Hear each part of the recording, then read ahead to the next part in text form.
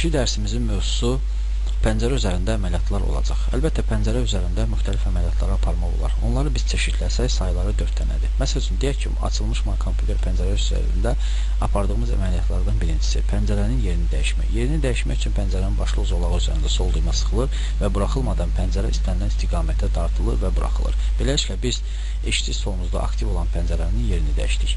Digər ikinci əməliyyat pəncərənin ölçülərini dəyişməkdir. Bunun üçün kursorun oxu pəncərənin aşağı sağ küncünə yaxınlaşdırılır və sol düymə buraxılmadan yuxarıya tərəf dartılır və beləliklə biz pəncərələrin minimal ölçüyə gətirdik. Yəni pəncərənin ölçülərini kiçiltdik. Diqqət edək, pəncərənin ölçüləri kiçildikcə onlarda yeni bir element yaranır. Buna sürüşdürmə zolağı deyilir. Bu sürüşdürmə zolağı pəncərənin müxtəlif elementlərinə baxmağa bizə imkan verir.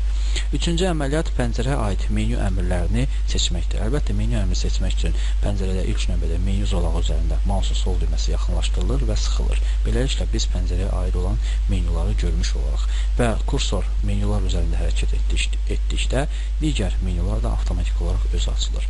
Bu menyuların seçilməsidir. Düymələrin seçilməsi üçün də mausun sol düyməsi düymə üzərində sıxılır və beləliklə biz pəncərəni bir pillə əvvələ qaytardıq və yaxud da birbaşa axtarış sistemini keçmək üçün post düyməsi sıxıldı və ya pəncərədəki işarələrin ümumi görünüşünü dəyişmək üçün burada vid düyməsi mövcuddur, yəni görünüş düyməsi. Bu görünüş düyməsini istifadə etməklə pəncərədəki olan elementlərin işarələrini dəyişmək olar. Məsəl üçün, tabliça adlanan sətr seçilirsə, bu o deməkdir ki, pəncərədəki olan elementlər cədvəl şəklində görünür. Spisek adlanan sətr seçilibsə, pəncərədəki elementlər siyahı şəklində görünür. Znaçka adlanan element seçilibsə, bu o demək ki, pəncərədəki işarələr sadəcə işarə şəklində qeyd olunur. Plitka adlanan sətr seçilibsə, bu o deməkdir ki, pəncərədəki işarələr plitə şəklində görsənir. Eskiz adlanan sətr seçilibsə, pəncərələrin ümumi, yəni obyektlərin ümumi eskizi verilir.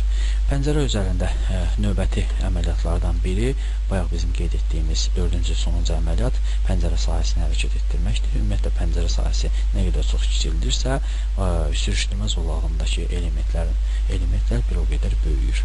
Dərsimiz bura qədər.